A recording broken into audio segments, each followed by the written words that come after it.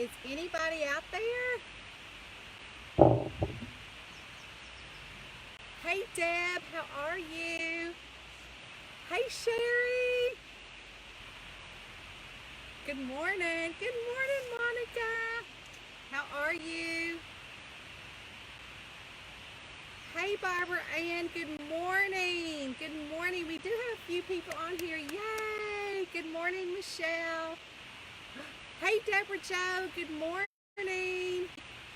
You have a package coming your way. Hey Sean. Deb said she's doing good. Oh, I love hearing people are doing good. I'm exhausted. I'm tired, but I'm good. Um, so it's been crazy lately. I don't know what Dwayne just wrote, but he wrote something. Some kind of gibberish I don't understand. What is that, Dwayne? Dwayne Keller. Hello, Asma. Michelle just waking up and haven't had my coffee. Oh, well, I'm at the Shamper to get my day started, to get writing. So I stopped by Dunkin' and got me a big old fat Dunkin' donut. I swear, there's a Dunkin' Donut near me at the new place. So it's so easy to get the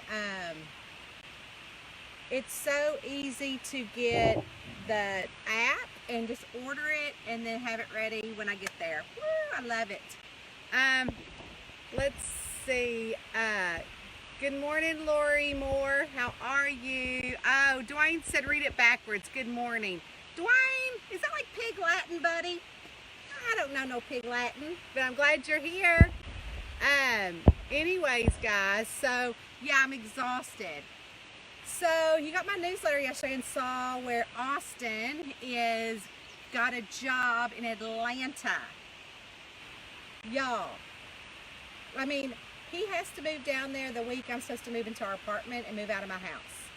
Not only that, he was like, well, do you think you could stay a few days?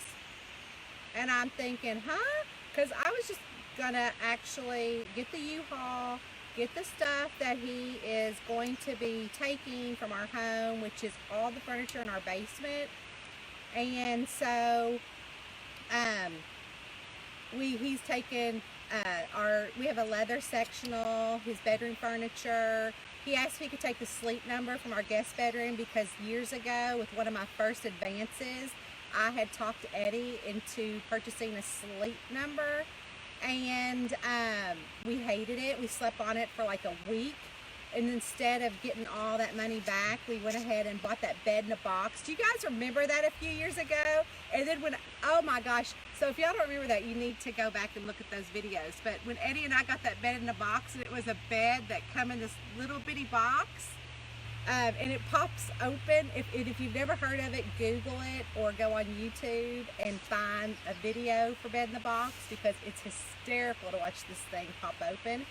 But anyway, so Austin got a job in Atlanta, and it's actually outside of Atlanta. And so I've made my friend Carolyn Ritter Aspenson, who's also an author, she lives near where he's moving. And so I'm going to get to meet up with her, I hope. We've been texting back and forth, so maybe we'll have that. But anyways, back to Austin. So Austin has decided that, he's taking the job, which is great, and we are happy for him.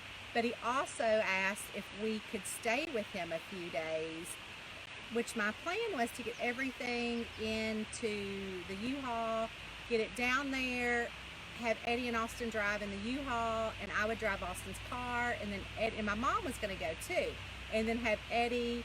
We would stay there for like a night, right, and get him settled in, and then actually rent a car for my mom and Eddie and I to come back in, and just kind of like a weekend Father's Day thing. But then he threw a wrench in it yesterday and said, do you think you could stay a few nights? And I'm like, okay.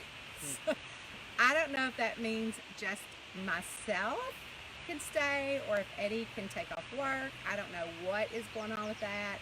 but I know that when I talked to him about it, I said, well, you went to Indianapolis last summer. We kind of left. He's like, yeah, it was kind of scary. And so he said, but Indy was only 2 hours away. This is 8 hours away.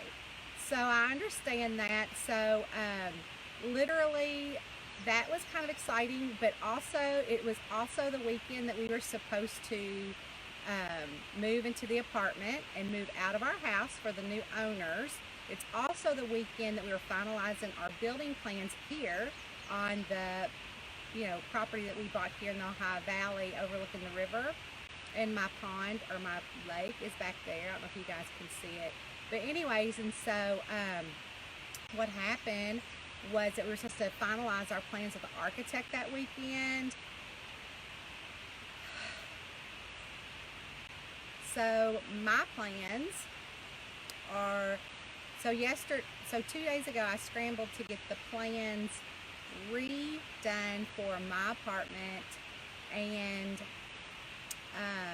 so that means if I stay with Austin a few days, I won't be back until the 26th, which we had to be out of our house by the 29th, which would mean if Eddie didn't stay, that he would have to do all this work on his own, which I don't know if I would want that. So I don't know what's going on. It's crazy. It's a crazy time. But the fact that Austin is moving 8 hours away finally hit yesterday, and I started crying like a baby, and thought, what's going on here? Why does he have to do this? So ended up talking to him about it, and he's excited. So I'm excited. I'll get over it. So it'll all be good eventually. But again, it's crazy. So like last week, I know a lot of people had messaged me and said, where were you? I didn't see your reader of the question of the week. And you're right, you didn't, because last week was busy before Austin got his job offer. I was busy meeting with the architect. We also had the appraiser come in for our home. We also had the inspector coming in for our home. So it was crazy. Last Wednesday I had no time. So what I've been doing is I've been coming to the Shamper, and I have been writing every morning early. It's so fun. It feels like I'm getting up for a real job. And I did the same at home. Like, I'd still get up, do all my things, and be sitting at my desk by 8 or 9 o'clock, dressed. But this way, I actually physically have to get all my stuff together in the car and get to the Shamper. And there's nothing here to disturb me. So I'm writing like 2,000 more words a day than I normally get in, which is like awesome. And so I love that.